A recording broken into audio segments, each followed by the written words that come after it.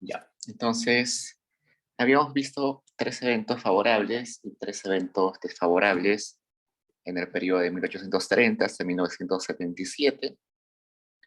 Y esos tres periodos trágicos y tres periodos favorables, si nosotros los ponemos en el tiempo, resulta que Tori y Bertrand van a decir que se pueden identificar tres fases o tres ciclos económicos, ¿no? Tres fases o ciclos económicos. Cada uno de esas fases, tiene 50 años, y dentro de esos 50 años hay como 30 años buenos, y el resto son años que son recesiones o crecemos muy poco. Y ellos van a decir que es una regularidad, que así se comporta la economía peruana. Cada 50 años, algo así, ¿no? Vamos a poner esto. Entonces, estamos abajo, subimos, luego así. Entonces, este periodo, desde que empezamos un auge hasta que caemos a recesión, dura 50 años, según ellos. Y así, 50 años, y es como una regularidad de la economía peruana. Esta parte de expansión dura como 30 años, y la parte de caída o de estancamiento, quizás, no tanto de caída, es como 20 años, ¿no? Entonces ellos dicen de que esos 30 años hay que aprovecharlos, porque como esto es una regularidad, seguro en el futuro también se va a comportar de la misma forma la economía peruana. Y luego se va a preguntar qué relación hay entre política y economía. Es una pregunta que hasta hoy en día no se puede contestar. No se sabe si la política tiene efectos sobre la economía o es al revés, ¿no? La economía tiene efectos sobre la política. Ha habido algunos estudios que han tratado de separar el efecto, pero no se puede, ¿no? Es muy complejo tener esos indicadores o una conclusión ahí. Es como preguntar, ¿estabilidad política genera crecimiento económico?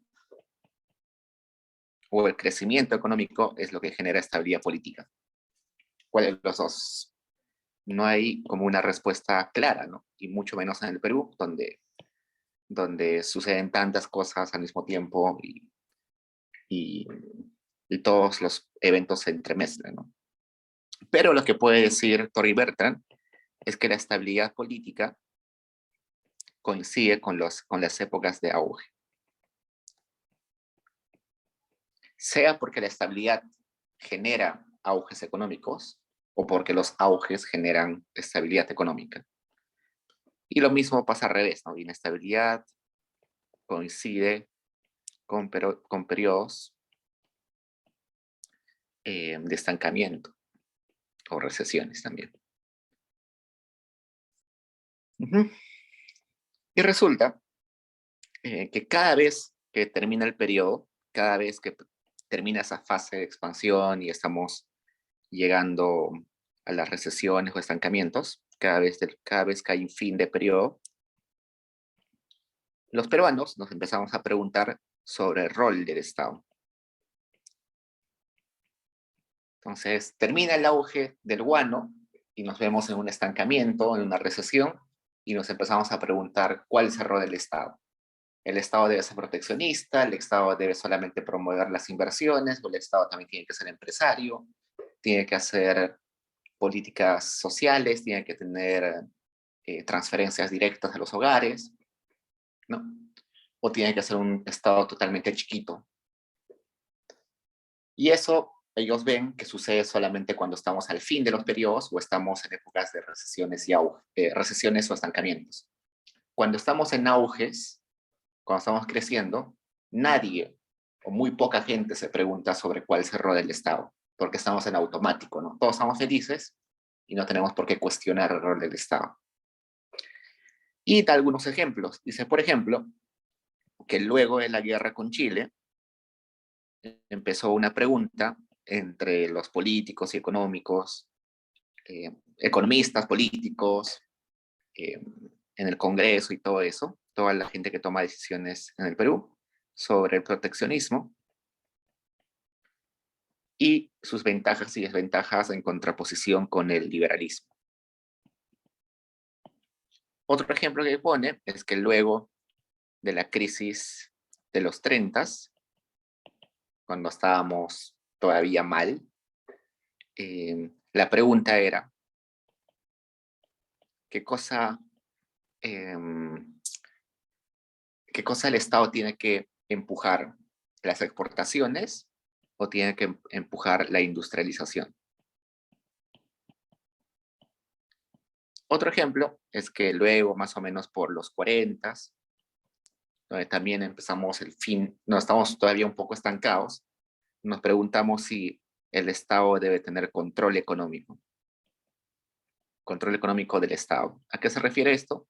Si el Estado debe tener empresas públicas, si el Estado debe poner ciertas reglas eh, para la inversión, restricciones a cuánta inversión pueden poner, quiénes pueden tener bancos. Hubo una época en el Perú solamente podían tener bancos los peruanos, o los bancos tenían que tener al menos un porcentaje, pero la propiedad de un banco tenía que tener un porcentaje mínimo que correspondía o que era de propiedad de peruanos, ¿no?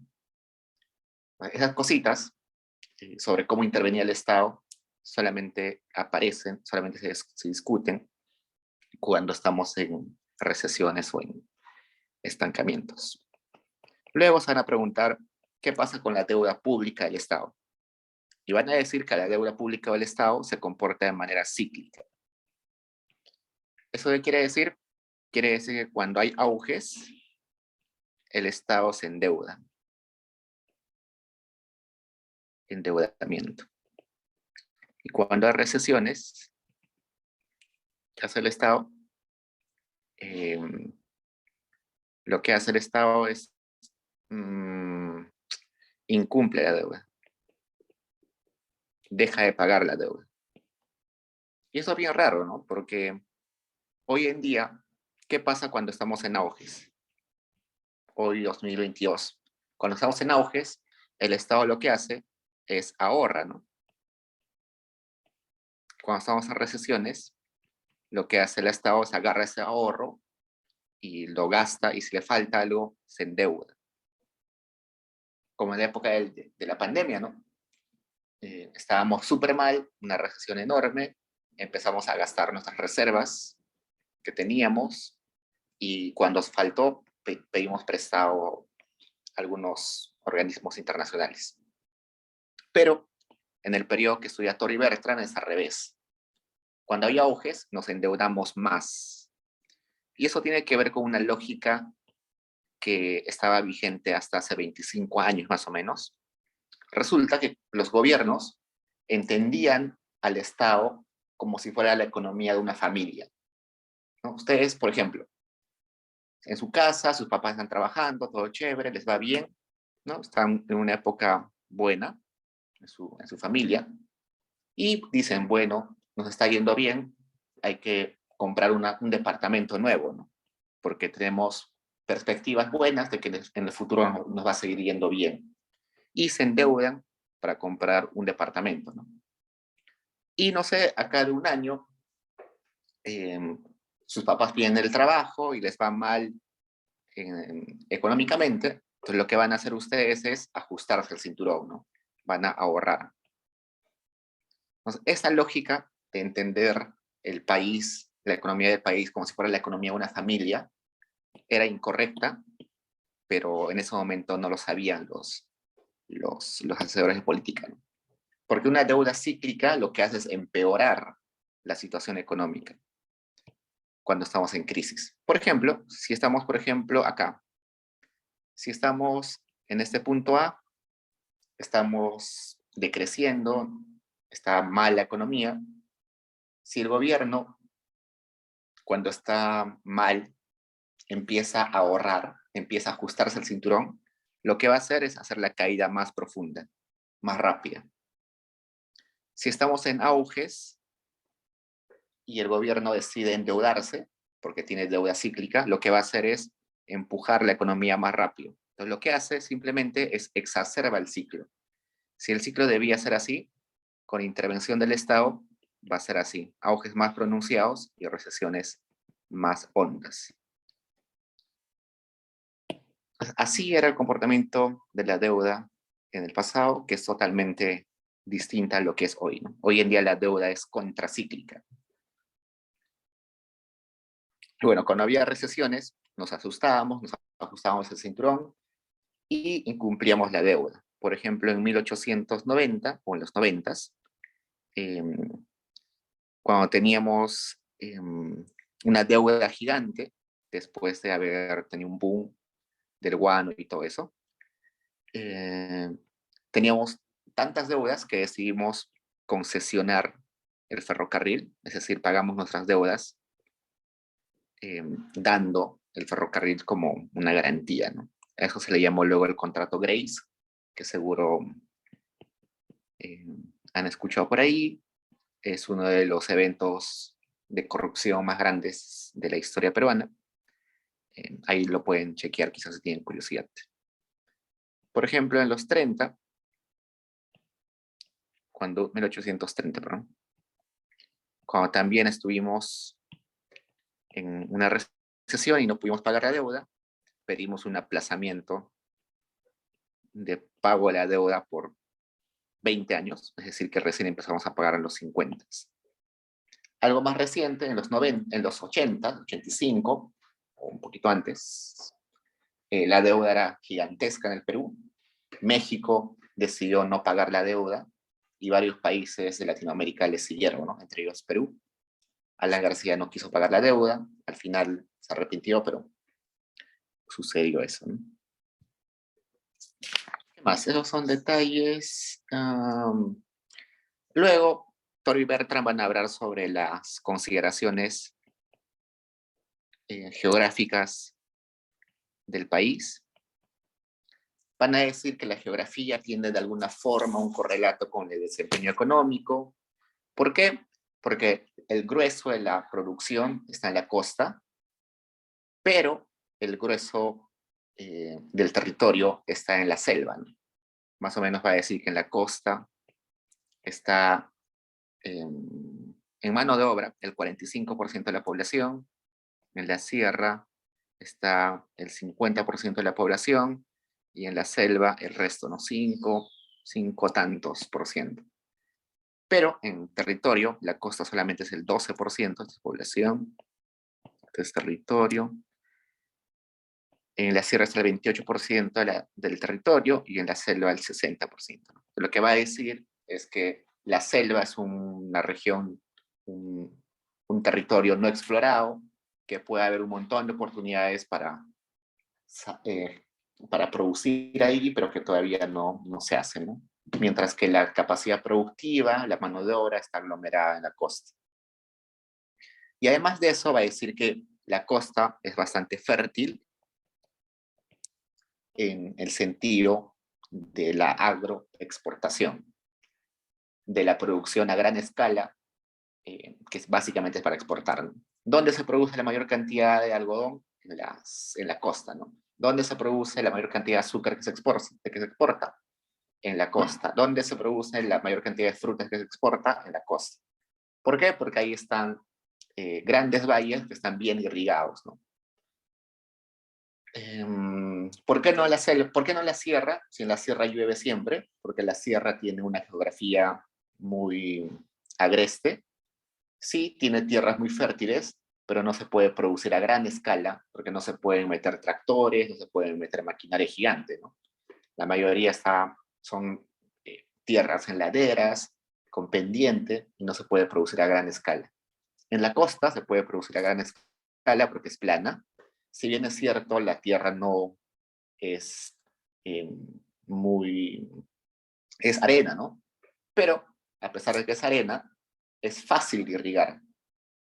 Eh, Solamente recuerden esto de Olmos y de Majes Sihuas en Arequipa y Olmos en el norte, que son valles en la costa que eran agrestes o no eran muy fértiles, pero lo que hace estos proyectos Majesiguas y Olmos es agarrar, eh, veamos, esto vamos a dibujar ya. Esta es la montaña, acá está Majesiguas o la costa de Majesiguas, ¿no? Que está en Arequipa.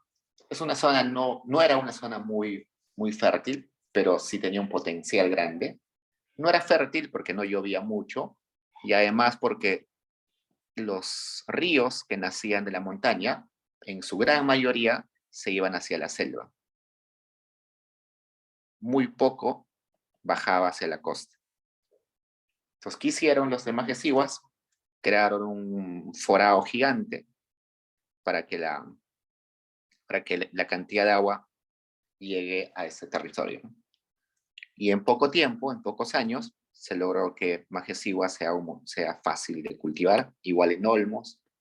O sea, si bien es cierto, es arena, pero una vez que le llevas agua se vuelve fértil muy fácil. Además, la costa está muy bien comunicada, hay carreteras, buena conectividad. En la sierra hay problemas de transporte, básicamente porque es agreste, no se puede, eh, no se puede hacer carreteras con facilidad. Además, la tierra es agreste, no se puede producir a gran escala. Entonces, eso permite que en la costa se pueda hacer agricultura a gran escala. Básicamente se produce azúcar, se produce algodón, se produce arroz, mientras que en la sierra la producción agrícola va a ser simplemente de subsistencia. No hay grandes plantaciones, simplemente la gente produce para vivir y nada más. Y mientras que en la selva está todavía no explorada, muy poco explorada y muy poco aprovechada. Eso lo da como datos para luego explicarnos lo de la economía dual. Va a decir que la economía dual, que habíamos visto en la clase pasada, básicamente la tradicional es la agricultura de subsistencia. El sector moderno puede ser agricultura también, pero agricultura ya a gran escala, con maquinaria, industrializada, ¿no? Entonces, nos va a decir de que básicamente en la selva, perdón, en la sierra está la economía tradicional y en la costa está más la economía moderna.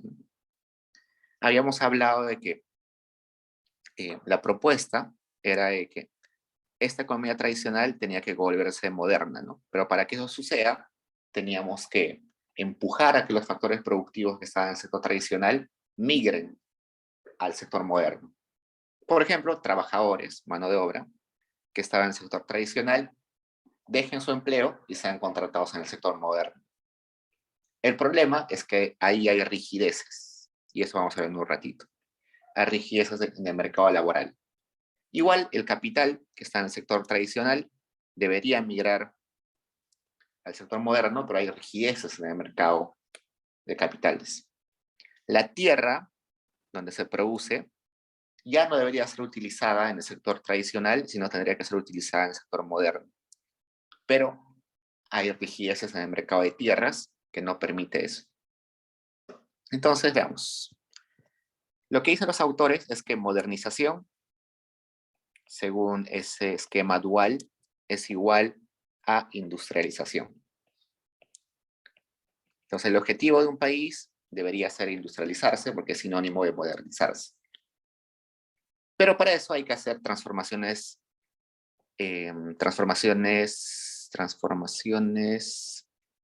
estructurales en la economía y en los mercados que están en el país, ¿no? Por ejemplo, veamos, el mercado, lo más claro está en el mercado de tierras. Resulta que hasta hace, bueno, en el periodo que estudian estos autores, el mercado de tierras era un mercado donde casi no existía este mercado. ¿Por qué? Porque los dueños de las tierras eran muy pocas personas, ¿no? Los hacendados, los que tenían grandes terrenos, y la mayoría de peruanos era tan pobre que no podía comprar un terreno. Entonces, la propiedad estaba aglomerada en unos cuantos y muy poca gente demandaba tierras porque tenía poco dinero. Por tanto, no había transacciones de tierras, había muy poca compra y venta de tierras. Entonces, eso es una rigidez de mercado. No hay un mercado porque la oferta está muy aglomerada en unos pocos y no hay demanda. Una de las formas que ellos dicen que se puede resolver esa rigidez de mercado es hacer que mayor cantidad de gente pueda comprar tierras, que más gente pueda acceder a las tierras. Pero para eso hay que romper que muy pocos poseen tierras. Y ahí viene la idea de la reforma agraria. La reforma agraria, que nosotros en nuestra cabeza seguro pensamos que es una propuesta de izquierda, una propuesta que va contra el mercado, en realidad lo que busca la reforma agraria es crear un mercado, hacer que más gente pueda acceder al mercado de tierras, demande más tierras y por tanto haya constante compra-venta de tierras. Y de ese modo, este factor productivo tierra va a ser adquirido por quien es más eficiente y por quien valora más la tierra. El problema cuando hay un monopolio o un oligopolio en un mercado es que el que tiene la posesión de ese bien, de ese factor productivo, no necesariamente es aquel que le va a dar el mejor uso a ese factor productivo. Pero cuando hay libre mercado, cuando hay libre, cuando la gente puede demandar y ofrecer sus productos o sus factores productivos con facilidad, al final eso va a llegar a que el producto o el bien termine en manos del que valora más el bien. Y eso es lo que busca la reforma agraria, ¿no? Romper esas rigidez de mercado de tierras, hacer que más gente acceda y luego se van a vender, se van a comprar la tierra y al final el más eficiente, el que valora más la tierra, el que puede aprovechar mejor la tierra, va a ser el que se va a quedar con la tierra. Entonces, eso es la propuesta de la reforma agraria. Luego se ha distorsionado, se le han aumentado más cosas, pero inicialmente la idea de reforma agraria es crear mercado. Ok, luego sigamos. Resulta que también en el mercado de mano de obra también había más rigideces. ¿Por qué? Porque resulta que una persona que trabaja en el sector tradicional no puede migrar inmediatamente al sector moderno. Uy, déjenme un segundo. No puede migrar inmediatamente al sector moderno. ¿Por qué? Porque las capacidades que se necesitan son distintas. Entonces, el ejemplo clarísimo es una persona que migra del campo a la ciudad y quiere trabajar en una fábrica. Muy difícil, ¿no? Porque para trabajar en la fábrica necesita seguro aprender a manejar una máquina, aprender a conducir. Entonces, esa capacitación para que uno tenga las habilidades necesarias para trabajar en el sector moderno, demoran tiempo y son costosas. Y evidentemente es muy difícil de financiar y ahí está el rol del Estado. El Estado lo que debería hacer es dar facilidades para que la mano de obra se vuelva más capacitada y de ese modo pueda migrar al mercado moderno tranquilamente, fácilmente, y con eso se rompe esa rigidez de mercado. ¿Qué más? En el mercado de capital, que sería el mercado de créditos, de préstamos, también hay rigideces. Resulta que hay muy pocos bancos en el Perú en ese momento, hasta hoy, pero en ese momento era peor. Hay muy pocos bancos, por tanto, la oferta de créditos es muy pequeña, muy restringida, entonces hay que romper eso, ¿no? Hay que poner más competencia de bancos o generar otros tipos de financiamiento, ¿no? Por ejemplo, la bolsa de valores es una forma de financiar a empresas. Eh, la venta de bonos es otra forma de financiar a las empresas. Entonces, estas cositas, es romper estas rigidez de mercado son transformaciones estructurales que van a ayudar a que luego se industrialice la economía. Y si se dan cuenta, en los tres casos, en los tres mercados, para romper esa rigidez de mercado se necesita el Estado. El Estado debe impulsar que esos mercados funcionen más eficientemente. Deben impulsar a que haya más libertad de competencia en esos mercados. Y a eso se le va a llamar lo que en otros cursos se le conoce como el gran empujón. Una economía retrasada como la peruana, con un sector tradicional muy grande y un sector moderno muy chiquito, por sí solo no va a poder modernizarse. Entonces lo que necesita es un big push, un gran empuje. Una vez que ese empuje, ya la economía puede por sí sola modernizarse. ¿Quién debe dar ese empuje? Según algunos autores lo tiene que dar el Estado, otros dicen que debe darlo el sector externo, otro dice que lo deben dar los mismos empresarios. Entonces, ese empuje puede ser Estado, ¿quiénes más? Bancos, las empresas, o los grupos ideológicos, los grupos de interés. Pero resulta que en el Perú ninguno de estos actores se había atrevido a dar ese gran empujón para ayudar a la economía a modernizarse. Como ninguno de ellos dio el empujón, ¿qué sucedió en la economía? Hubo una economía que no se modernizó, por tanto, se subutilizaba los factores productivos. Y como seguía existiendo una economía dual, los que trabajaban en la economía moderna ganaban bien, tenían buenos sueldos, y los que trabajaban en la economía tradicional eran menos productivos, ganaban menos, no tenían buen empleo y por tanto hay desigualdad. Desigualdad de ingresos. Algunos años después, un economista que se llama Prebisch, que es chileno, las Naciones Unidas le dicen, oye, tú que eres Prebisch, un economista muy famoso, que ha trabajado en el Banco Central de Chile, ha trabajado en varios países de Latinoamérica, ¿por qué no conformas una comisión especial, sí, una comisión especial para el desarrollo de América Latina, lo que hoy conocemos como la CEPAL? Entonces, Prebisch se encarga de esa comisión, que básicamente lo que tiene que hacer es dar recomendaciones de cómo estos países no desarrollados, países no modernos de Latinoamérica, pueden salir de esa situación.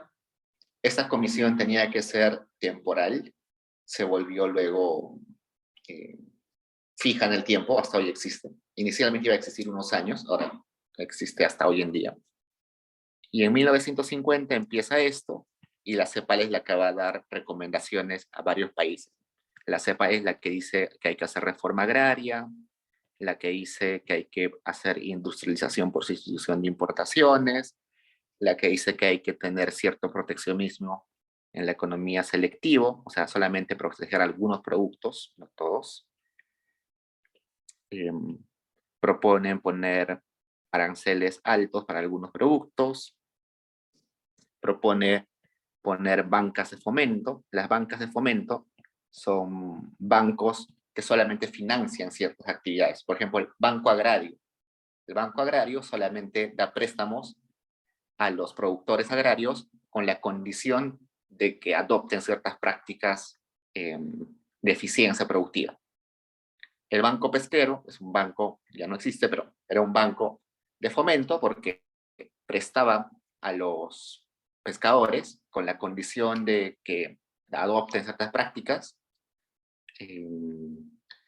y no son bancos comerciales, es decir, no son bancos que están buscando ganar muchas utilidades, son bancos que dentro de ellos ya saben que es muy poco probable que les paguen la deuda, pero lo que les importa en realidad es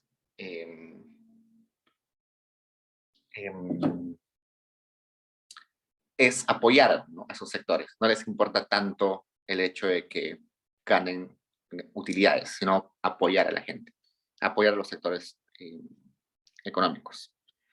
Otra recomendación, por ejemplo, era devaluar la moneda. En otras palabras, es aumentar el tipo de cambio, ¿no? ¿Por qué?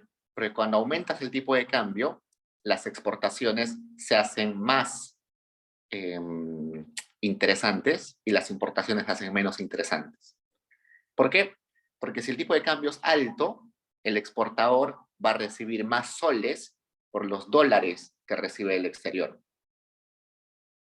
Y un importador se va a ver desincentivado porque todo lo que compra el exterior le va a costar más caro porque lo paga en dólares, pero él tiene que comprar dólares para cambiar sus soles, ¿no?, y comprar en el exterior. ¿Y qué de bueno tiene eso? Tiene de bueno de que los productos nacionales se vuelven más atractivos, más baratos en comparación a los productos extranjeros. Y con eso, en teoría, incentivas la producción nacional. Otra recomendación era bajar la tasa de interés para que haya créditos más baratos. Y así un montón de otras recomendaciones de política que seguro van a ver luego con el profesor en ese curso, quizás en teoría del desarrollo. A largo plazo, estas recomendaciones que dio la CEPAL funcionaron en el corto plazo, unos 10, 15 años funcionaron muy bien, pero luego todo se fue al tacho, ¿no? Tanto así de que desde 1950 hasta 1975, con estas recomendaciones de política, el Perú crecía alrededor de 5% anual. Eso es un montón, 5% anual es un montón.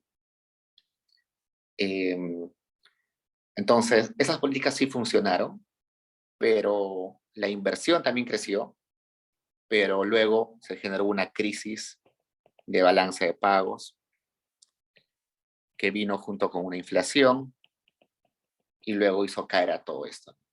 Esto, la crisis de balance de pagos, la inflación, la vamos a ver en otra clase, casi la última sesión, creo.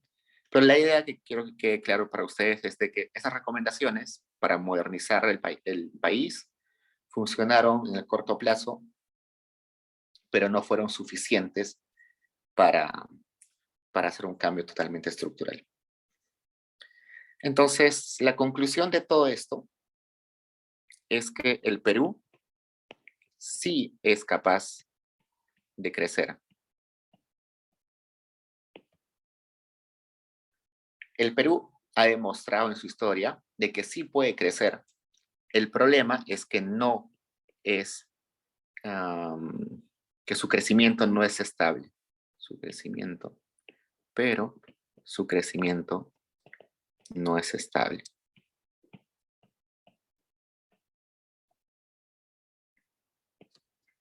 Entonces, el Perú ha tenido momentos que ha crecido a 5, 6, 8%. Por tanto, sí tiene las herramientas, sí tiene los factores productivos, la tecnología, la innovación para crecer. El problema es que hay periodos que por múltiples razones las desaprovechamos. Entonces, esa es una de las, bueno, es la conclusión principal de todo esto, ¿no? Pregunta, chicos. Profe, Dime. sí, buenas noches. En cuanto a usted, lo último que he mencionado, que el Perú es capaz de crecer, pero su economía, su crecimiento es intermitente. Ujú. Esto se daba, tenía relación, por así decirlo, positiva, ¿no? Se da al mismo tiempo que la economía internacional, o era como que algo más interno. Mm, Muy buena pregunta. Sí, bueno, seguro los que han llevado con el profesor Tancur siempre les dice que el Perú es como un barquito de papel eh, navegando en un mar de tempestades. Somos un país tan chiquito que al final, hagamos lo que hagamos, siempre nos va a llevar el contexto exterior, ¿no? Y sí, tiene razón. eh, a pesar de que tengamos un ministro de Economía muy bueno, tengamos autoridades, funcionarios muy buenos, que el sector externo nos choque, es inevitable que nos lleve a una recesión. Por ejemplo, ahora eh, el Ministerio de Economía tiene excelentes funcionarios, el Banco Central tiene excelentes funcionarios, pero a pesar de eso estamos en una situación grave, ¿no? No tanto por la situación interna, sino más por la externa. La guerra de Rusia, el aumento de precios de commodities y todo eso, ¿no? Entonces, eh, sí, um, si yo diría, no lo dice el autor, no lo dicen los autores, pero yo diría que sí, pero el problema es de que esas épocas donde hemos podido aprovechar la situación, no lo hemos hecho bien. Por ejemplo, como les decía de esto de la deuda cíclica, ¿no?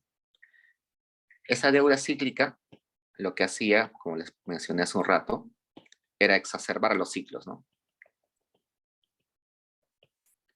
Entonces, sí, cuando en el exterior había momentos malos, teníamos recesión, pero por nuestras decisiones hacíamos que la recesión sea más grave aún. ¿Qué hubiera pasado si la deuda hubiera sido anticíclica? En lugar de lo graficado hace un rato, hubiéramos tenido algo así. Un ciclo más suavizado. Y eso es mucho mejor que tener estos picos grandes, porque creces poco a poco, pero sostenidamente, ¿no? Entonces, el error del país quizás es haber tenido, eh, haberse emocionado mucho en auges y luego haberse, por sus decisiones, haberse ido al tacho en las recesiones internacionales. Entonces, quizás la idea de todo esto es ver que eh, hay que aprovechar los auges para financiar los malos momentos, ¿no? Y no, y no lo contrario, ¿no? Por ejemplo, hasta el 2008, en el Perú teníamos gasto público en, cíclico. Hasta hace algunos años, resulta de que el gobierno, por regla, tenía que gastar más cuando estábamos en auges. Y también por regla, teníamos que gastar menos cuando estábamos en recesiones. Eso no tiene sentido, ¿no? Si estamos en recesión, nadie quiere invertir, nadie quiere comprar cosas. El Estado tiene que ponerse a empujar la economía, ¿no? Pero esto, aunque parezca obvio que está mal, recién en 2007-2008 es que nos damos cuenta que debíamos cambiar, ¿no?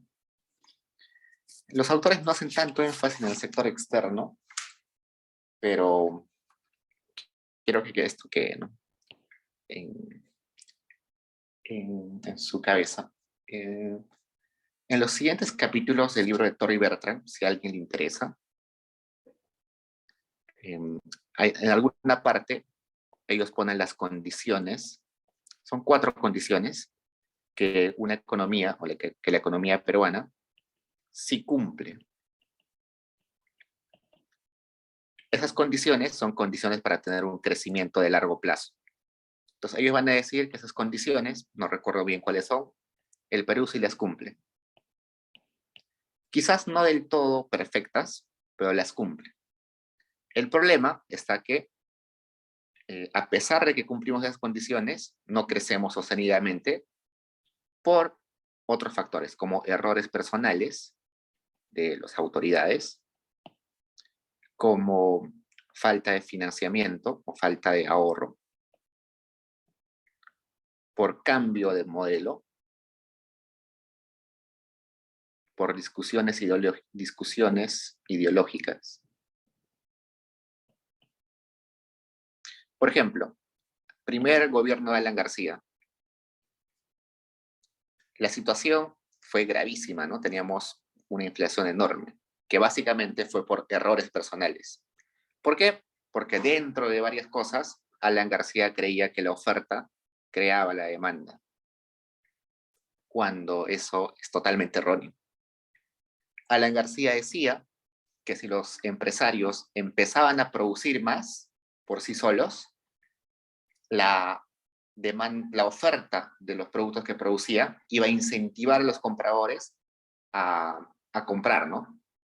Por eso es que Alan García reúne en Palacio de Gobierno a los empresarios más grandes del país, a los 12 apóstoles, y les dice, oigan, ustedes son los empresarios más grandes del país, les propongo lo siguiente, ustedes empiezan a producir un montón y yo le voy a aumentar el sueldo a todos los funcionarios públicos para que les puedan comprar esos productos que van a producir. ¿No? Entonces, lo que él decía era, creen oferta, que la demanda por sí sola se va a crear al ver la oferta. Los empresarios salían de las reuniones y decían, este chico está loco, eso no va a suceder. Y evidentemente los empresarios no aumentaban su oferta, pero Alan García sí subía los salarios a los trabajadores. Eso que ocasionaba de que haya muy poca oferta y un montón de dinero en la economía. Y eso fue uno de los detonantes de la hiperinflación. Entonces son errores personales que han llevado a que suceda ese momento trágico de la economía peruana. Si nosotros estimamos cuánto se perdió en la época de Alan García, primero, es como si el 20% de la economía peruana se hubiera destruido. Imaginen todas las máquinas, todas las plantas, todas las cosas que existen en el Perú, que se producen en el Perú en un año, y que el 20% se haya destruido. Desaparecen capitales, desaparecen máquinas, desaparece capacidad productiva. Es verdaderamente gigante. Otro factor es falta de ahorro. Sí, es evidente y clarísimo de que en cualquier país del mundo va a haber momentos malos, recesiones. Pero esas recesiones no tienen por qué ser agobiantes ni trágicas. Si tienes un ahorro, si tienes un fondo para responder a eso, no te va a ir mal. Lo que pasa es que en el Perú nunca nos hemos ocupado en ahorrar en el gobierno. ¿Y por qué? Porque hay un incentivo perverso, ¿no? Si ustedes fueran presidentes y quieren ser populares con la ciudadanía y tener aprobación, lo que van a hacer ustedes es hacer carreteras, colegios, dar bonos, gastar todo lo posible, ¿no? ¿Por qué si yo soy presidente y quiero ser popular, ¿por qué voy a guardar plata en el banco si dentro de 5 años yo ya no voy a ser el presidente? ¿No? Igual en los municipios. En los municipios lo que sucedía era lo siguiente. En los municipios, que el periodo era 4 años, ¿no? 1, 2, 3, 4 años, el gasto del municipio era bajísimo en el año 1, en el año 2 y en el año 3. Los alcaldes no gastaban nada, literalmente, el año 1, 2 y 3. Y del año 4 gastaban un montón. ¿Por qué? Porque iban a la reelección, ¿no? Entonces se gastaban todo porque querían ser reelegidos. Y inclusive a veces endeudando al municipio y haciendo gasto insulso, no bien pensado. Desde hace algunos años se ha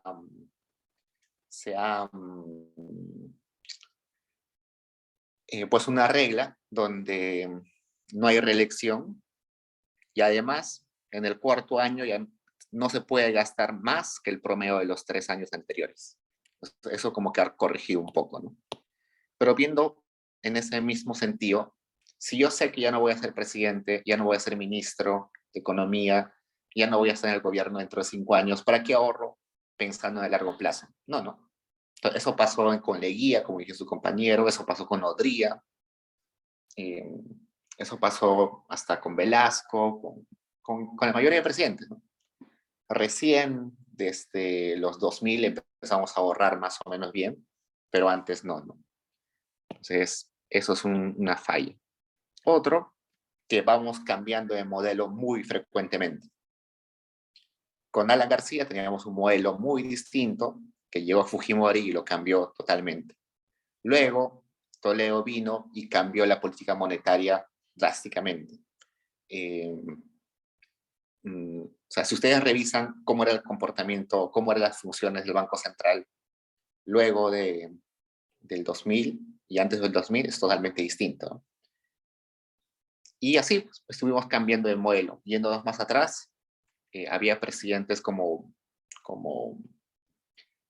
Velasco, que era muy proteccionista, y luego viene Morales Bermúdez, que se vuelve muy liberal. Entonces vamos cambiando de modelo. Y ustedes se preguntarán, ok, pero ¿eso qué tiene que ver?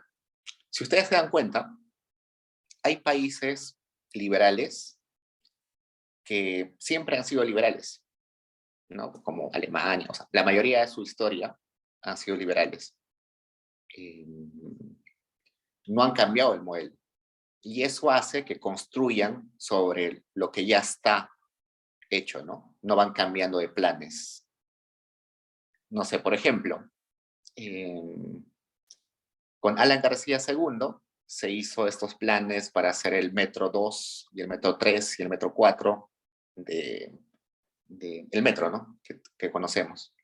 Salió Alan García y las licitaciones para el Metro 3, el Metro 4 se han pospuesto. Igualito con los municipios, ¿no? Cuando estaba Villarán, hizo un plan para la reforma de transportes muy chévere, a pesar de que, bueno, al final terminó en la cárcel, pero el plan era muy chévere. Y luego llega Castañeda y se vuela todo ese plan y regresamos a lo anterior. Entonces, la falta de continuidad en el modelo y en los objetivos también como que restringe el crecimiento. Y luego están estas discusiones ideológicas. Resulta que nos entrapamos mucho en discutir cuál es el camino correcto y al final no tomamos decisiones. Posponemos tomar decisiones. Un ejemplo claro es el Tratado de Libre Comercio con Estados Unidos. Cuando se hizo el Tratado de Comercio con Estados Unidos, 2006, si no me recuerdo, o algo por ahí, 2008. Las negociaciones duraron un montón porque había sectores que se oponían, otros sectores que querían aumentar cosas al tratado, otros que querían sacar cosas al tratado. Parte del Congreso no quería aprobar el Tratado de Libre Comercio, el gobierno quería firmarlo tal como estaba. Entonces nos entrampamos en cosas tan chiquitas, en peleas de ideas, que al final no avanzamos. Entonces eso más o menos es lo que trata de decir el texto. ¿Preguntas, chicos? Profe, algo para agregar, no sé si. O sea, Sí. entonces, como bueno, como venía diciendo usted, o sea, la economía vino, hubo una lucha interna, ¿no? Entre el proteccionismo y el liberalismo. Entonces, yo quería saber si en el momento en el que se produjo eso, la economía estaba lo suficientemente exteriorizada como para sufrir las caídas, ¿no? De la economía mundial. Sí, solamente hay un periodo en la historia peruana republicana donde el Perú no ha dependido mucho del sector externo, que es el año de 1895 hasta el 1900.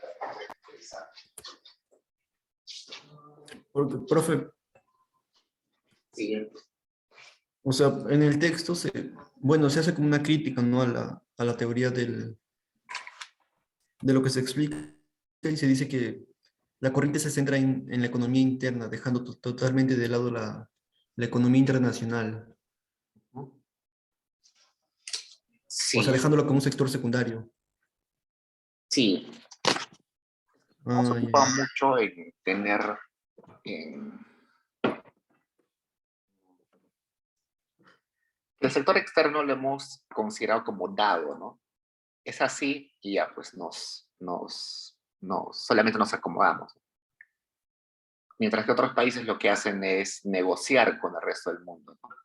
Por ejemplo, no sé, estos países de, del sudeste asiático, que ahora son potencia, eran países más pobres que el Perú, con economías más pequeñas, más susceptibles al sector externo, pero al final pudieron desarrollarse más que Perú, mucho más que Perú. ¿Por qué? Porque no pensaron que, es el sector externo, está dado, no puedo hacer nada. Sino lo que hicieron es transformar su economía de modo de que se vuelvan menos dependientes, ¿no? Por ejemplo, uno de esos países, no recuerdo cuál es, Corea del Sur, creo, escogió unos cuantos sectores económicos que eran donde podían ser potencia, donde tenían alguna potencialidad, muy pequeña, pero tenían, y decidieron protegerlo, prohibir las importaciones de productos de los sectores. El gobierno financiaba investigación en esos sectores. El gobierno daba becas, daba incentivos para que especialistas en esos sectores vayan a vivir a ese país. Mandaba a sus estudiantes para que estudien carreras relacionadas a sus sectores, financiados totalmente por el gobierno a las mejores universidades del mundo. Entonces, pero solamente escogió como sectores específicos, ¿no? Y al final se volvió potencia en esos sectores. Pero es como que hicieron un cambio estructural, ¿no? Para volverse menos dependientes. No es que dijeron, somos un país chiquito, no podemos hacer nada contra el resto del mundo. Pero sí hay un periodo, en 1890 hasta 1898 más o menos, el Perú fue un país que estaba muy desligado del mundo. 1800, ¿qué les dije? 1890, la década de 1890. Seguro en el texto de Tori Bertrand, en un capítulo posterior, habla sobre eso. Lo que pasa es que al inicio de este periodo, varios países de Latinoamérica no pagaron la deuda externa que tenían. Entonces, nuestro principal prestamista era Inglaterra en ese momento. Entonces Inglaterra dijo, como no me pagan, como Latinoamérica encima no me paga y encima es una economía tan chiquita que no me importa, mejor saco todas mis inversiones de Latinoamérica. Y como que Inglaterra se fue, sacó sus empresas, llevó los capitales y no quiso nada con Sudamérica, ¿no? Con Latinoamérica en realidad. Y Estados Unidos estaba en otras cosas, no quiso invertir en Latinoamérica y es como que nos quedamos solos. No porque eh, no queríamos insertarnos en el mundo, solamente que el mundo no estaba interesado en nosotros. Entonces fueron los capitales extranjeros y nos quedamos solos y eso nos obligó a tener un crecimiento autosostenido, le dicen los autores, autosostenido. Entonces, en ese periodo es interesante porque el Perú empieza a industrializarse un poquito, se crean algunas fábricas interesantes, pero luego, al final de la década, Estados Unidos empieza a crecer más, se le va mucho mejor y como que regresa al Perú y nos volvemos a volver dependientes. Pero esos 10 años, más o menos, son interesantes porque sin querer queriendo, a la fuerza, nos volvimos autosuficientes. Es un periodo que nadie le hace caso, pero que es interesante. A ver. Ya. El siguiente texto, que vamos a hacerlo rápido, es este de Burga y Flores Galindo, que es sobre la República Aristocrática. Es un capítulo corto, no vamos a hablar mucho, lo voy a pasar al toque. Vamos a hablar lo central. Este periodo viene desde 1895 hasta 1930, más o menos. Algunos autores discrepan con los años. Y resulta que en 1895 el presidente era Pierola y en 1830 el presidente que salía era Leguía. Entonces, ese es un periodo donde, si se dan cuenta, solamente gobiernan civiles, no gobiernan militares. Todos los que gobiernan son civiles. Y eso es interesante porque como gobiernan los civiles y los civiles o personas comunes, ciudadanos que gobiernan, pertenecían a muy pocas familias, al mismo círculo social, se convierte en lo que vamos a llamar oligarquía. Entonces, ese es un periodo de oligarquía. ¿Por qué oligarquía? Porque hay muy pocos que se ocupan del poder. Entonces, el presidente era tal persona y el siguiente presidente era el esposo de su hija, no sé, o era mi amigo cercano. O sea, todos se conocían. Entonces, las decisiones de poder se centraban en unos pocos. El poder se concentraba en muy pocos. Eso es lo interesante. Este periodo nace con Piérola. Piérola es la bisagra, porque antes de Piérola estaba Cáceres, si no me recuerdo, pero un periodo muy inestable, tanto política como militarmente, porque había muchos conflictos en el Perú. Con Piérola se tranquilizan esos conflictos, entonces empieza un periodo de estabilidad. No hay conflictos sociales, la gente está feliz, la economía le va bien y todo nos va bien, tranquilidad, hasta que en 1929 el crack de Estados Unidos termina eh, deslegitimando el gobierno de Leguía, porque Leguía no pudo controlar los efectos de la crisis y al final sale el gobierno olvidado, ¿no? Al final Leguía sabemos que muere siendo, eh, no muere en la cárcel, pero muere siendo presidiario, ¿no? Ok, veamos. Entonces, ¿qué características hay en ese periodo? Resulta que es un periodo donde solamente gobierna un grupo cerrado, las mismas familias que tenían poder económico también tienen poder político. Es un periodo donde las exportaciones son agroindustriales, principalmente, y también algo de minerales. Otra característica es que la mentalidad es aristocrática. ¿Qué quiere decir eso? Que las decisiones que yo voy a tomar deben beneficiar más a mi grupo que al resto del país. Hay un desarrollo desigual, Lima se desarrolla muy rápido, junto con Ica, parte de Arequipa y algunas partes del norte donde hay plantaciones de azúcar, pero toda la sierra no se desarrolla para nada. Como les dije, hay una estabilidad política, hay sucesión de gobiernos sin ningún problema. La clase dominante, si bien es cierto, tiene el poder, pero esa clase dominante no es dirigente. Eso es interesante. Es una clase dominante, pero que no es dirigente. O sea, que toma decisiones, pero que no tiene legitimidad en todo el país, que no puede movilizar masas, no puede movilizar a la gente. ¿Qué más? Tiene mentalidad rentista. Dijimos que solamente ganan de la propiedad, pero no tienen incentivos para ser eficientes o ser innovadores. Esa mentalidad rentista, que ya estaba en la época virreinal, se continúa arrastrando hasta esta época. ¿Qué más? Hay algunas reformas electorales en este periodo. Resulta que hasta 1895 podían votar muy pocas personas. Si no me recuerdo, solo podían votar como 5.000 personas en el Perú. Con las reformas electorales se llega como a 100.000 votantes.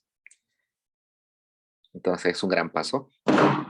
¿Qué más? A ver.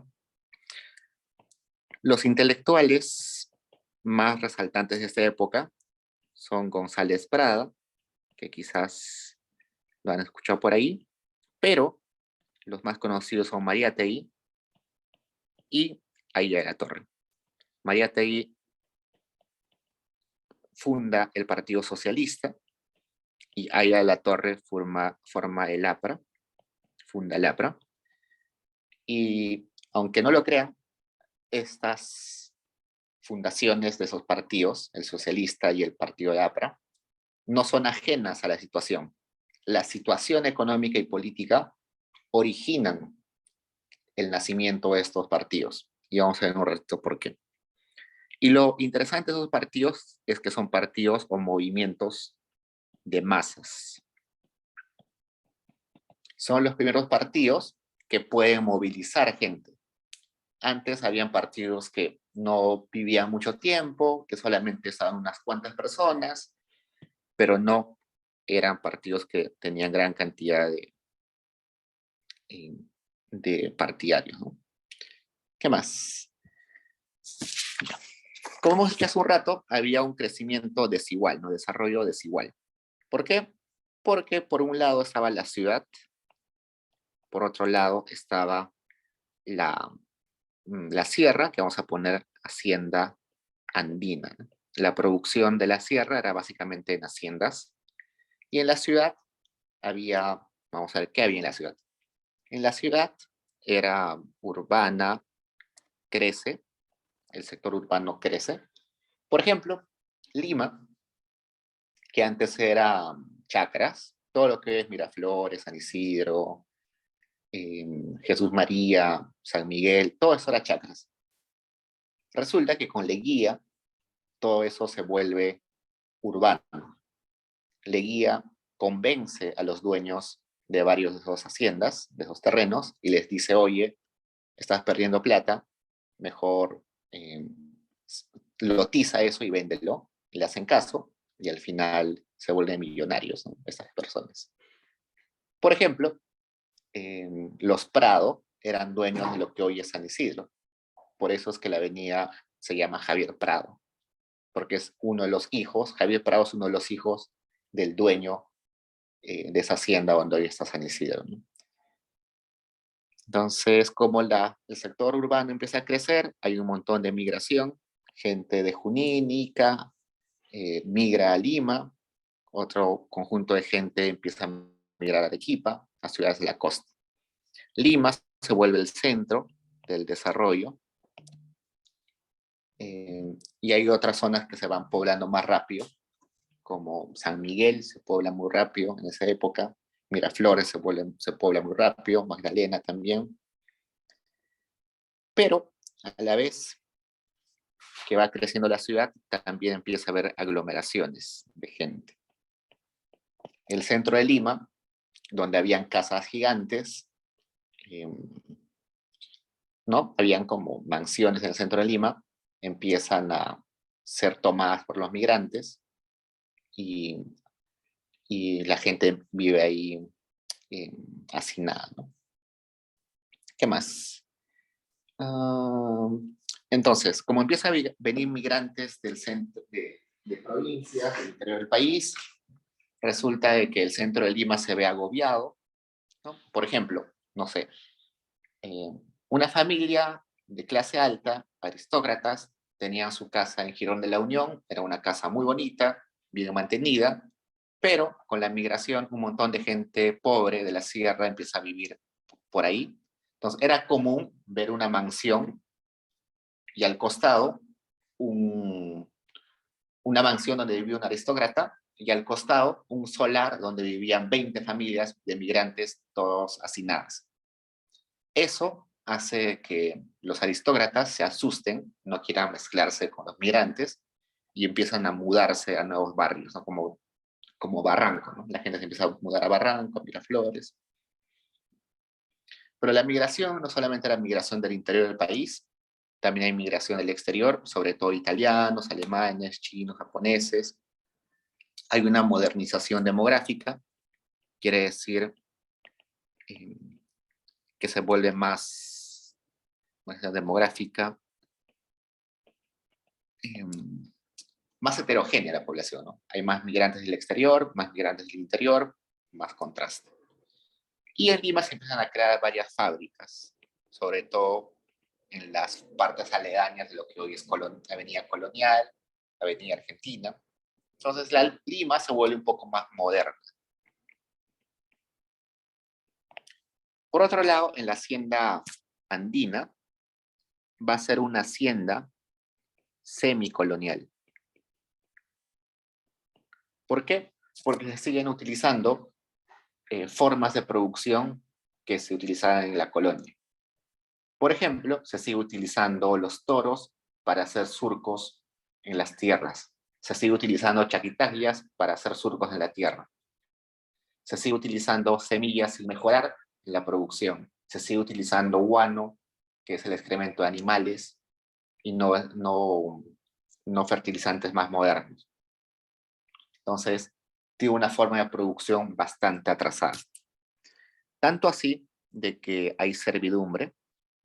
Seguro han visto imágenes, fotos, ¿no? Donde la gente, los indígenas, los campesinos, le tenían lealtad al dueño, al hacendado. Era un régimen feudal. ¿Por qué?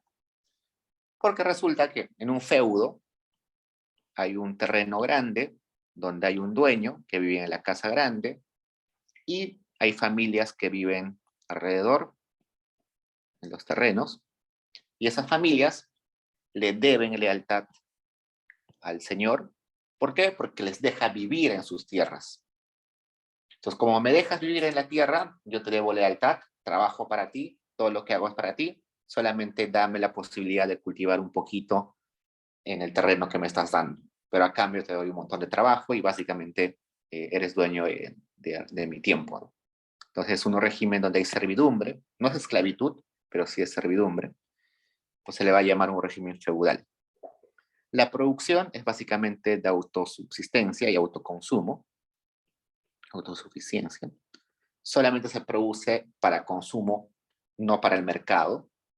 Lo que la familia produce en su pequeña chacra es para sobrevivir y casi nada para llevarlo a vender a los mercados. Entonces es un sector no moderno, donde hay un montón de segregación de indígenas, no hay salarios, eso es algo interesante. En la ciudad sí hay salarios, ¿no? Si yo quiero contratar a alguien, tengo que pagarle un salario. En la hacienda andina no hay salarios. Como yo soy siervo, no soy trabajador, soy siervo, y los siervos no reciben un salario, reciben solamente protección y protección y quizás eh, algo de especias o de alimentos, pero no recibo salario. Y como no hay salario, es una economía no monetizada.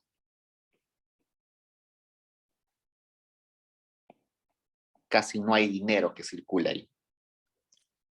¿Qué más? Ya. Entonces lo interesante es que acá hay un contraste bastante fuerte, ¿no?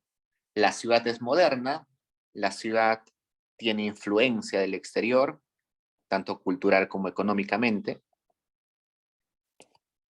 mientras que la hacienda es totalmente semicolonial. Por un lado la ciudad es moderna, por el otro lado la hacienda es totalmente retrasada, totalmente arcaica. Esa es en los primeros capítulos del libro de Burga y Flores Galindo, se ocupa de eso, de hacer el contraste entre estos dos mundos que curiosamente pertenecen al mismo país, ¿no? Son dos realidades totalmente distintas que inclusive aparecen de tiempos distintos, pero pertenecen al mismo país. A la par con estas dos realidades, hay una realidad más que va a explicar los autores, que es el capital mercantil. El capital mercantil es la comercialización y la producción de lanas y productos parecidos, que es la economía del sur. Básicamente Arequipa. Pues en Arequipa, lo que sucede es que hay una gran demanda de Europa por lana, por textiles. Y la gran producción de lana está en las montañas de la sierra, pero lo que hacen los comerciantes es establecen su tienda, su centro, su planta en Arequipa y mandan emisarios a recolectar la lana en las montañas y las traen a Arequipa. En Arequipa las limpian, las empaquetan, las separan, no sé, por calidades y lo exportan. Entonces, ese capital mercantil es otra realidad productiva en el país, además de la ciudad y de la hacienda andina. ¿Por qué es interesante esto? Porque hay una parte de la sierra que sí está conectada, ¿no? Los productores de lana se conectan con el capital mercantil, se conectan con el exterior. Entonces, se dice de que estos productores de lana, campesinos, estaban más cerca de Londres que de Lima. Era más fácil que su lana llegue a una tienda en Londres que llegue a Lima. Era más fácil que un londinense te compra un producto que un limeño te compre algo. Entonces, es curioso, ¿no? Es como un canal comercial, pero extremo, ¿no? Desde las profundidades de las montañas hasta los centros comerciales o centros económicos en Europa. ¿Qué más? Esta actividad de comerciar con lana se convierte muy rentable. Se dice que tiene un margen de ganancia del 10%, que para la época es muy grande, es como la actividad muy, muy rentable. Sin embargo, es muy cerrada. ¿A qué me refiero con cerrada? De que solamente beneficia a muy poca gente. A los emisarios que van por la lana, a los que comercializan y exportan la lana, y marginalmente a los campesinos o a los ganaderos que producen la lana. Nada más. ¿Qué más? Ya. Si bien es cierto, este capital mercantil es rentable, pero no favorece a mucha gente, al final, este es el único sector que genera industrialización. Muchos de los que tenían casas comerciales en Arequipa para comercializar lana, como tienen muchas ganancias, agarran ese dinero y lo reinvierten en otras cosas. Por ejemplo, no sé, en fábricas de fósforo, fábricas de fideos. Entonces, el dinero que ganaron ahí lo llevan para otras actividades. Entonces, esas ganancias terminan impulsando parte de la industrialización. Entonces, hasta ahora tenemos ciudad, hacienda andina y capital mercantil, que son muy distintos entre sí, ¿no? Son tres realidades muy distintas en el Perú. Pero además de eso, hay otra realidad que es muy distinta, que son las haciendas azucareras. Entonces, en el norte del país hay tierras muy productivas y muy fértiles para producir azúcar. Resulta que el azúcar no se puede producir a pequeña escala. Producir azúcar a pequeña escala es muy costoso, nadie lo haría. Por tanto, la azúcar tenía que producir a gran escala, en grandes complejos, con muchos trabajadores. Entonces, si se dan cuenta, la producción debe estar en manos de poca gente, ¿no? Si yo necesito un montón de tierras para producir azúcar, lo más probable es que se convierta en un sector productivo de pocos productores. Entonces, se va a volver esto un sector productivo con pocos productores, con pocos productores.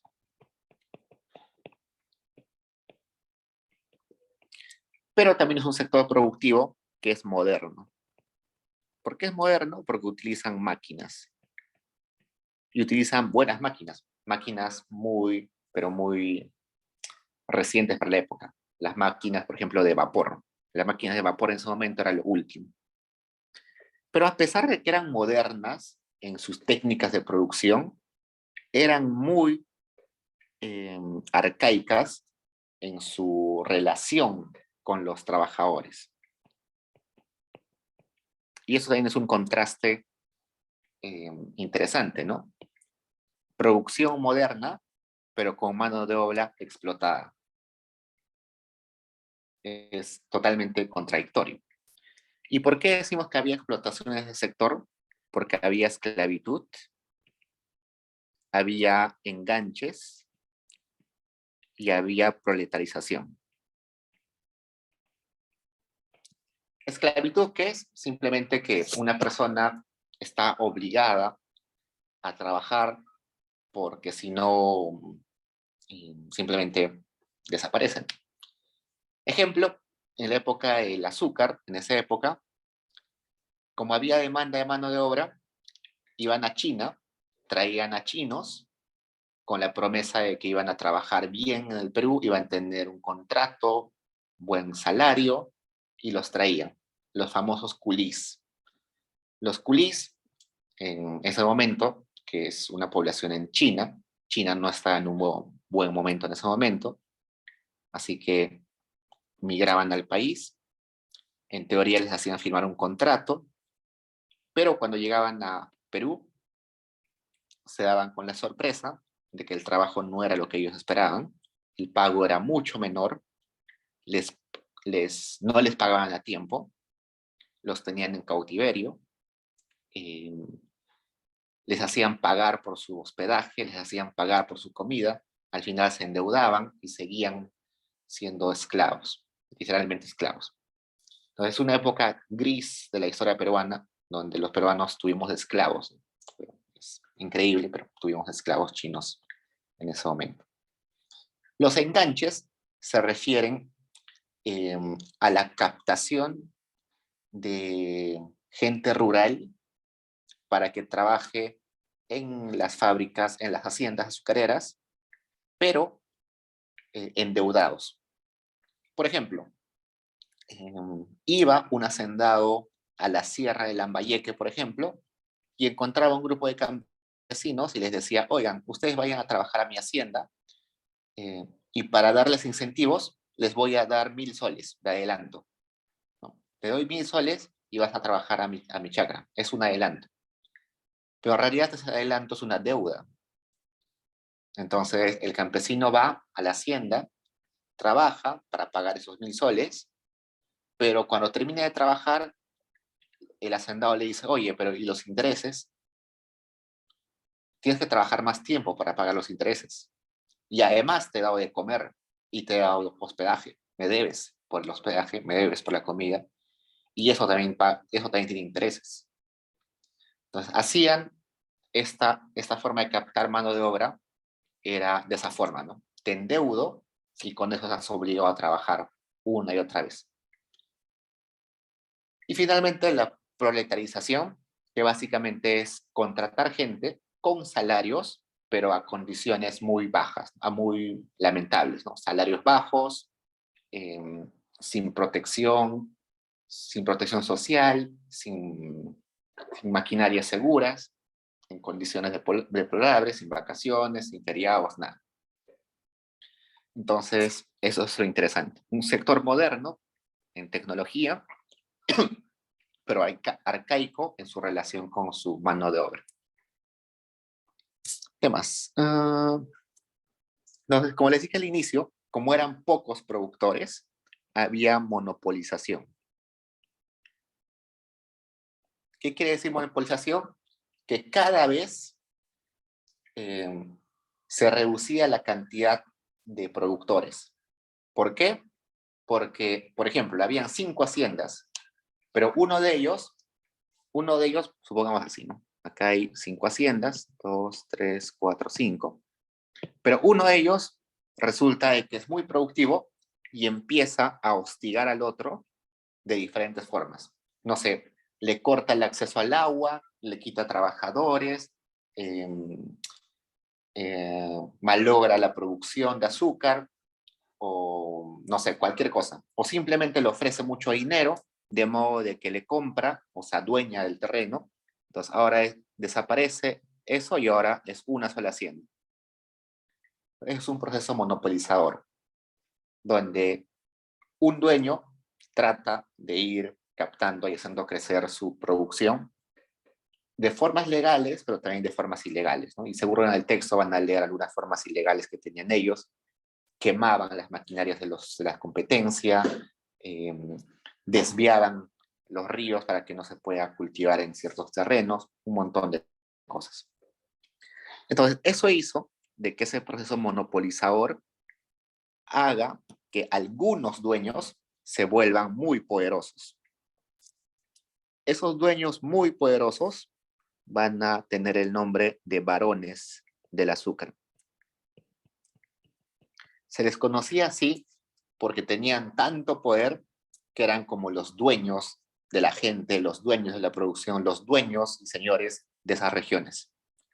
Entonces, esos barones del azúcar, algunos ejemplos son como la familia Grace, los Larco, los Gildemeister. Entonces son personas que tienen mucho poder, que tienen casi monopolizado la producción de azúcar, manejan un montón de esclavos y trabajadores y los explotan, pero estos varones del azúcar no se van a dar cuenta de que esa presión que ponen en los trabajadores, esa presión que ponen en monopolizar la producción y las presiones políticas que ponen, porque ellos financian autoridades, financian congresistas, todo eso, no se van a dar cuenta de que eso a la larga va a generar huelgas de los proletarios. Entonces los esclavos no podían reclamar mucho, ¿no? Además eran chinos, culís, no hablaban español, era muy difícil. Los que trabajaban con enganche tampoco podían reclamar mucho porque su idea era como que pagar la deuda y irse, ¿no? Regresar a sus tierras. Pero los proletarios sí tenían incentivos para protestar, porque los proletarios eran ciudadanos, en teoría eran trabajadores, por tanto podían recurrir al Estado para que les reconozcan sus derechos. Además, parte de ellos ya tenía hijos profesionales. Resulta que la gran migración que hubo al inicio de los 1910, 1920, hizo que gran parte de esas personas que trabajaban manden a sus hijos a educarse a universidades públicas como la San Marcos. Entonces empieza a crearse una conciencia no solamente de proletarios, sino también conectado con estudiantes universitarios y con intelectuales. Entonces, esa sinergia que había entre proletarios con estudiantes universitarios, con intelectuales sociólogos, economistas, abogados, no sé, como que se organizaran con facilidad y hagan grandes huelgas proletarias. Esta época es una época muy interesante porque se empiezan a crear sindicatos. Los grandes sindicatos como la CGTP nacen en este periodo. Por ejemplo, Mariátegui es uno de los que funda el sindicato General de Trabajadores, de la CGTP. Y estos sindicatos se vuelven cada vez más politizados. Por ejemplo, la CGTP es manejada por Patria Roja. En otro momento, otros sindicatos son manejados por el APRA. Otros sindicatos son manejados por el Partido Socialista. Entonces se vuelve un movimiento muy, pero muy fuerte. Por ejemplo, en 1912, la Casa Grande, que es una de las haciendas de azúcar más grandes en el Perú, es tomada por los que protestan. En 1917, Cartavio, que es otra hacienda, es tomada y saqueada. Y en 1921 hay un montón de protestas y tomas de haciendas en muchas partes de la costa del Perú. Entonces, estas huelgas proletarias, que están con ayuda de intelectuales y estudiantes universitarios que generan sindicatos, se politiza y eso va a generar una conciencia social. Los trabajadores proletarios se dan cuenta que son ciudadanos, que tienen que luchar por sus derechos, que hay que ir y tomar de alguna forma el poder y tomar, no sé, poner congresistas, poner presidentes, poner representantes, y es exactamente esa toma de conciencia nacional que da fuerza para que se creen los partidos socialistas y el partido del APRA. Por eso es que les decía que no es gratuito que el APRA haya sido fundado en este periodo. Resulta que Aya de la Torre nació en el norte del país, tenía familiares que eran proletarios, tenía conocidos que eran proletarios.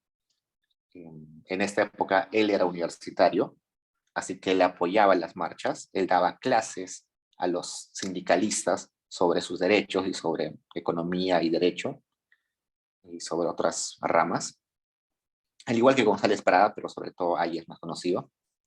Y es en este interactuar con los proletarios, con los trabajadores, que nace su idea de crear el APRA. No es gratuito. Luego Aya de la Torre va a encabezar un montón de propuestas, se vuelve tan incómodo que luego va a ser exiliado a México, y en México logra concretar conexiones con partidos de otras partes del mundo, ¿no? Si ustedes se han dado cuenta, el APRA tiene como símbolo una estrella de 5 puntas. Ya no recuerdo, pero cada punta representa un objetivo del APRA. Una de ellas es, por ejemplo, la solidaridad de los pueblos latinoamericanos. Otra es, si no mal recuerdo, la liberación del Canal de Panamá. El Canal de Panamá en ese momento le pertenecía a Estados Unidos, no a Panamá.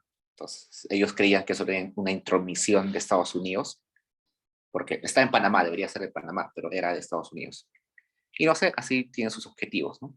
Y si se dan cuenta, estos objetivos no son solamente para el Perú, sino son objetivos más latinoamericanos, ¿no?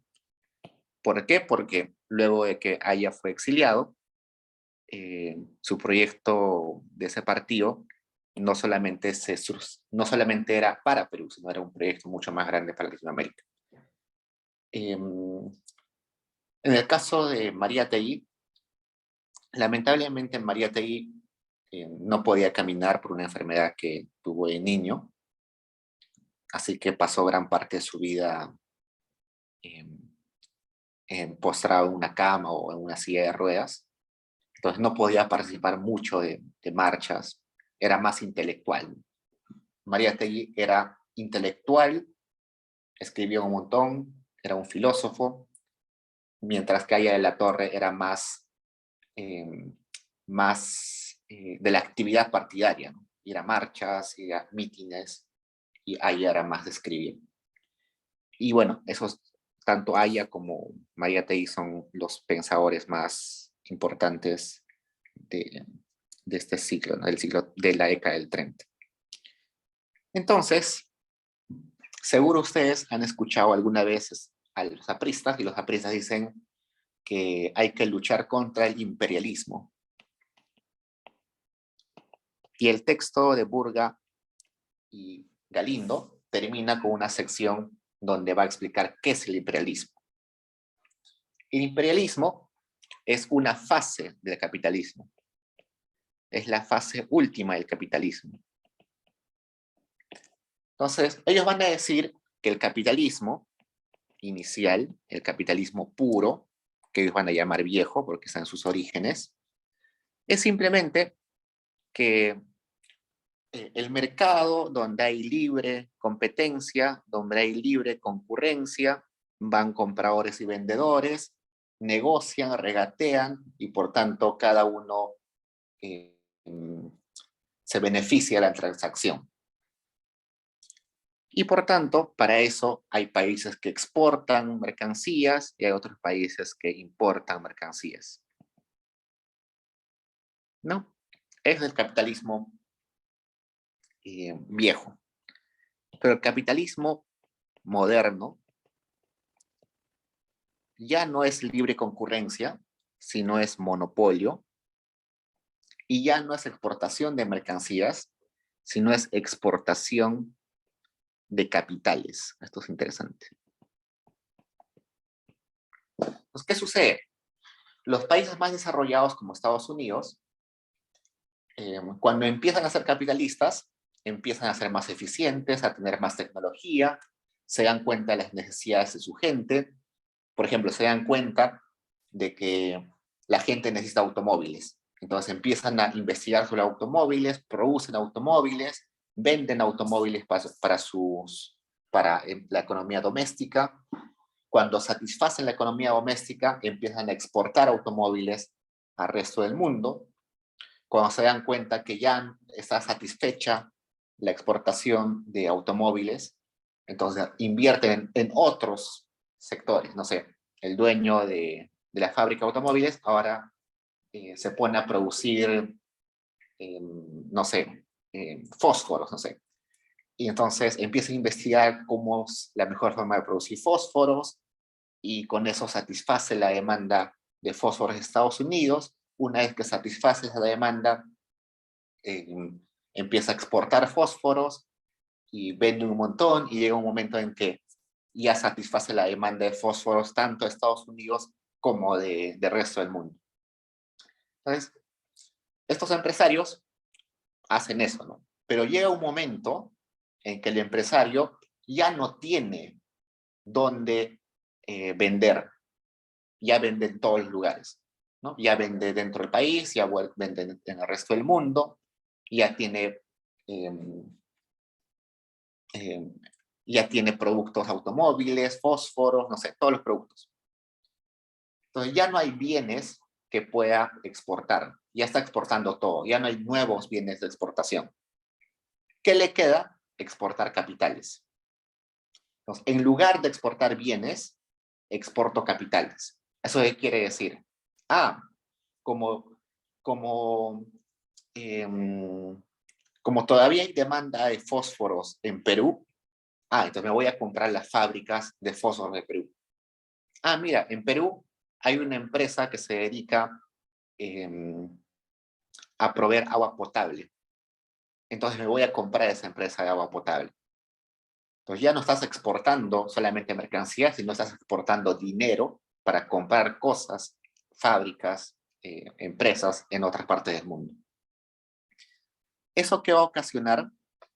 Eso tiene un efecto directo en la estructura económica de un país, en la estructura productiva.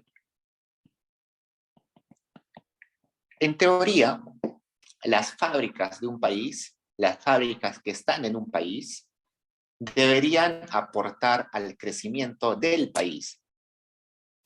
Pero ¿qué pasa cuando las fábricas que están en un país no le pertenecen en su mayoría a los peruanos? ¿No? Supongamos, yo tengo, este es el Perú, ¿no? Perdón por el gráfico, y acá tengo empresas proveedoras de agua en todo el país, ¿no? Entonces, estas empresas proveedoras de agua, sus dueños son peruanos, entonces que crezcan esas empresas, que se desarrollen mejor, aporta al crecimiento del país. Pero ¿qué pasa si esas empresas se vuelven de capital extranjero? El interés de esas empresas ya no va a ser generar crecimiento para el país, sino generar ganancias para llevárselas a sus países. Entonces, la reinversión que se debería hacer en el Perú ya no se hace en el Perú, se las llevan a otros países, ¿no? Supongamos, por ejemplo, un ejemplo claro es esto. Resulta que en el Perú había una mina, creo que era la Cerro de Pasco, y había un ferrocarril que pasaba cerca del Cerro de Pasco. El dueño de la Cerro de Pasco era una empresa británica. El que manejaba el ferrocarril, el dueño del ferrocarril, era un británico. Entonces, resulta que cuando la producción de esta mina crece, hay más vagones que van a ir por acá. Pero el ferrocarril debería servir en teoría ¿para qué? Debería servir para desarrollar el país, ¿no? Para llevar gente, llevar el producto de las familias, transportar a personas, conectar mejor al país. Para eso es un ferrocarril, ¿no? Para conectar el país, para conectar las economías regionales. Pero cuando esta Cerro de Pasco creció tanto,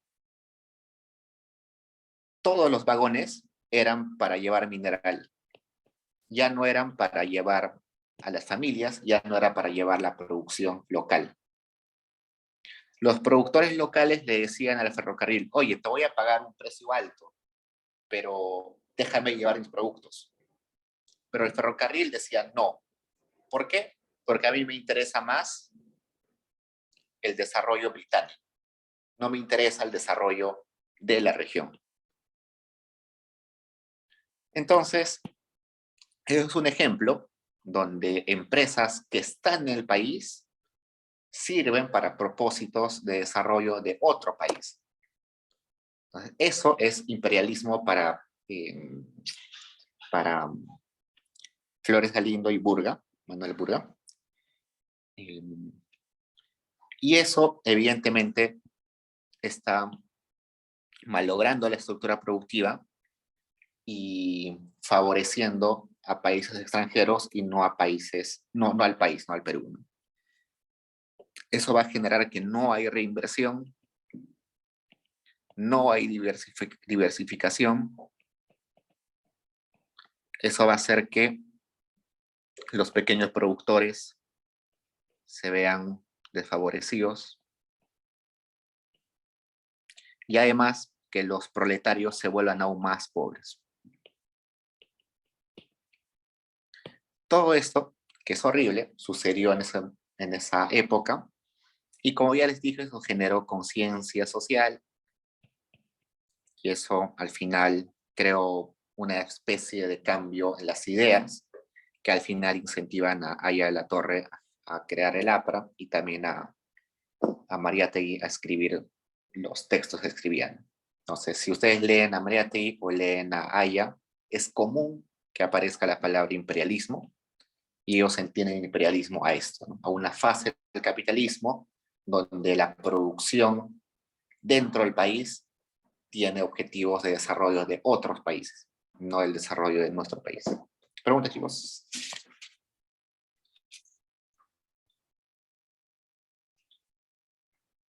Profesor, Álvaro, de dime. los grupos económicos que mencionó anteriormente, ¿cuál es el más poderoso? ¿Cuál era el más poderoso? Bueno, de la hacienda azucarera es el más poderoso en el norte, pero su poder no va más allá. Solamente se queda en el norte. Nunca llega a afectar eh, la Lima ni el resto del país. Y bueno, esto que es la producción, ¿no? Básicamente de fábricas en, en el Callao, en todo ello. ¿No? Esto sería como lo que tiene más poder en Lima, esto en el norte, y este capital mercantil en Arequipa y esta hacienda en toda la sierra, ¿no? Como te das cuenta, el país es totalmente fragmentado, ¿no? No es que uno de ellos tiene más poder, porque están en diferentes espacios. Ninguno de ellos se traslapa, todos están en diferentes espacios. Entonces, no se podría decir cuál tiene más poder, ¿no? Porque se desarrollan en espacios distintos. Es decir, profesor, el Perú es una economía de esa época de la República Aristocrática no integrada, por decirlo Sí, así, es así. sí, exacto, no es integrada. Es como si fueran varios países en un país. Ariana. Sí, me queda como una curiosidad. Mencionó la costa y la sierra, pero ¿qué pasó con la selva en este periodo? Sí, muy buena pregunta. Resulta que la selva eh, no existía. Literalmente, tú lees, eh, no sé, las decisiones del presidente, del Congreso, de los ministerios en esta época y no existía la selva. Era como si nos hubiéramos olvidado que estaba ahí. Eso recién empieza a cambiar en los 90, quizás 1990.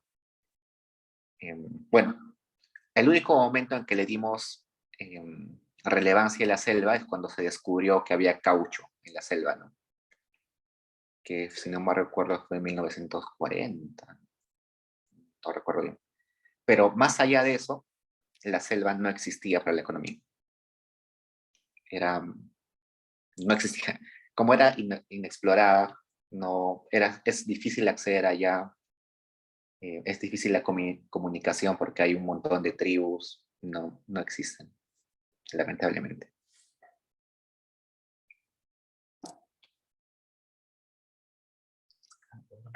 ¿Tienen preguntas, chicos? Ariana. Sí, con respecto a eso, ¿hay evidencia de que también se haya tenido economías tipo feudales en la selva en esa época o simplemente no era despoblado?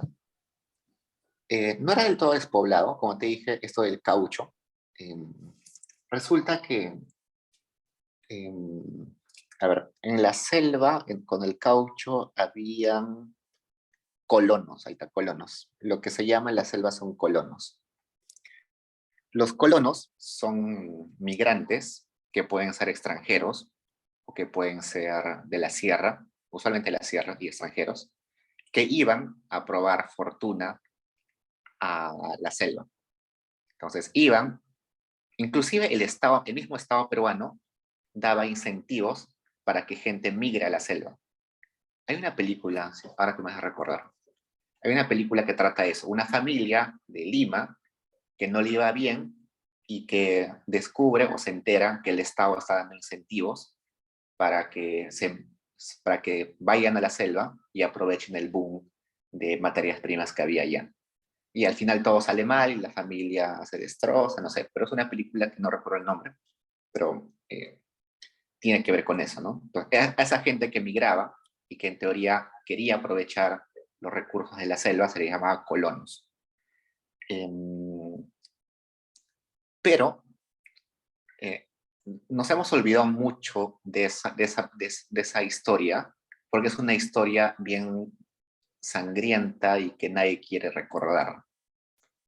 Resulta que cuando se intentó aprovechar el caucho de la selva, hubo un montón de matanzas, exterminios de poblaciones indígenas, vejaciones horribles, y es como que nos queremos olvidar de eso. Inclusive, Vargas Llosa, que seguro a usted, a algunos les cae, a otros no, tiene un libro donde describe esas vejaciones y ese exterminio de poblaciones en el boom del caucho. Su libro se llama El sueño del Celta, es una novela, pero donde describe como un extranjero que fue a la selva peruana por caucho y trató de aprovechar los recursos, termina siendo testigo de toda esa masacre. Entonces, por un lado es que la selva es muy inhóspita, eh, es difícil comunicarse, es muy lejos en términos de tiempo porque no hay carreteras, y por otro lado es que el único momento en que lo aprovechamos fue con el caucho y terminó siendo una masacre y una experiencia traumática que la gente no quiere recordar. Entonces, si alguien quiere leer El sueño del Celta, es muy chévere para aprender esa parte de la historia.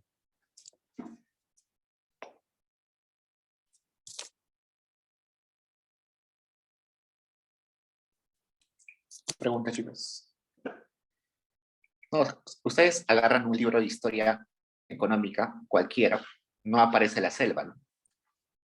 De casualidad en este libro de Tori Bertrand le dedica un par de párrafos, pero nada relevante, ¿no? Solamente para decir que es muy inhóspita y que el territorio es gigante, pero la población es muy pequeña. La siguiente clase vamos a profundizar un poco más y también vamos a ver el texto de Caballero. A ver, Andrea me dice... Sí, autosuficiencia, se le puede decir autosuficiencia, autoconsumo, sí, autosuficiencia. Es básicamente, perdón, no es autosuficiencia, tienes razón, no es autosuficiencia. Es Autoconsumo. Autosuficiencia sería de que me basta solamente con lo que produzco, ¿no? Pero no es cierto, ¿no? Autoconsumo, sí. Produzco todo solamente para comer. No, produzco 100 kilos de papas, pero solamente para comerme los 100 kilos de papas. No voy a vender una parte en el mercado. Entonces, no hay producción de mercado, solamente hay producción para consumo familiar, para mí nomás. Entonces, por eso es que en las haciendas era común tener un terreno donde una parte era papas, otra parte era habas, otra parte era, no sé, tomates, otra parte zanahorias, ¿no? Yo producía de todo un poquito porque era para mi autoconsumo, ¿no? Solamente para mí.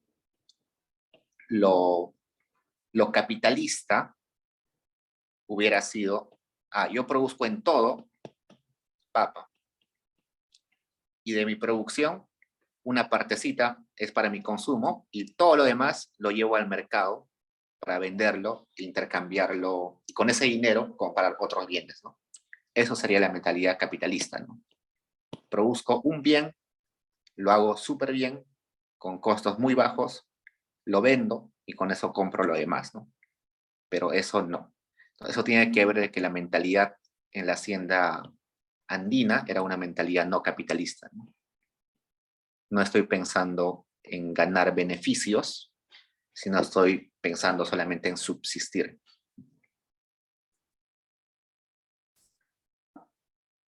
Y eso básicamente es por esa mentalidad, ¿no? Algo que vamos a ver con Caballero es que el capitalismo es importado. El capitalismo en Europa es un capitalismo que nace como un proceso histórico. Nace porque era necesario transformar la forma de producción. En el Perú, sobre todo en la sierra, el capitalismo no era necesario. El capitalismo se impone como la regla. Entonces, como fue impuesto, no puedes obligar a la gente a pensar de forma capitalista. Entonces, eso es una de las conclusiones que vamos a llegar con Caballero. ¿Cuál es el problema de haber impuesto el capitalismo y que no haya nacido de forma natural? ¿Preguntas, chicos?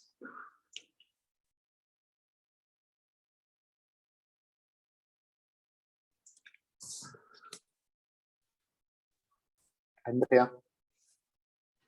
Sí, Diego, entonces una consulta. En la hacienda andina no existía capitalismo, pero se impuso. Sí. El periodo que estamos hablando ahorita es el periodo hasta el 30, ¿no? Hasta el 30 no había capitalismo en la sierra.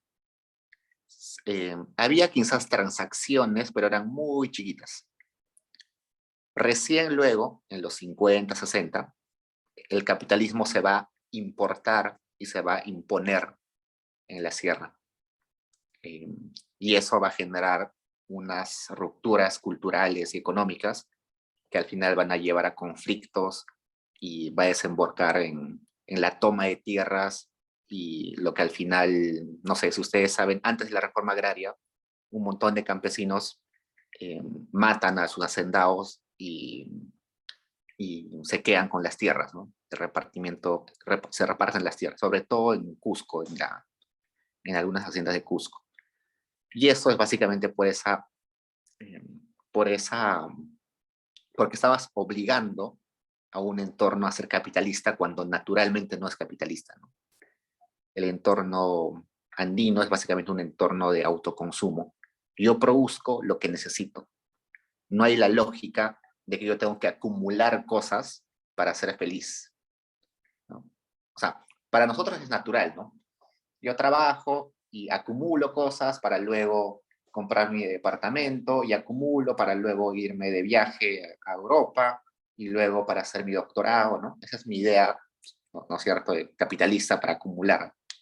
Pero esa idea no está en la sierra, ¿no? En la sierra lo único que la gente quería en ese momento era alimentarse, saciar tus necesidades básicas y estar en contacto con tu comunidad y mejorar tu condición de vida diaria en tu comunidad y hacer, no sé, un salón comunal, mejorar los caminos, ¿no? Eso era la idea, no hay una idea de acumulación de dinero ni riqueza.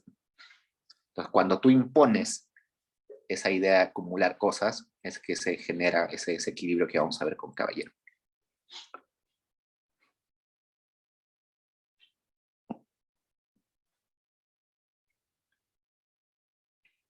Ok, chicos, ¿tienen preguntas? Uy, nos hemos pasado 8 y 9. Ya, chicos, nos vemos en la siguiente. Un gusto verlos. En la siguiente vamos a ver Caballero y en 2 semanas tenemos el control. Cuídense. Gracias, profesor.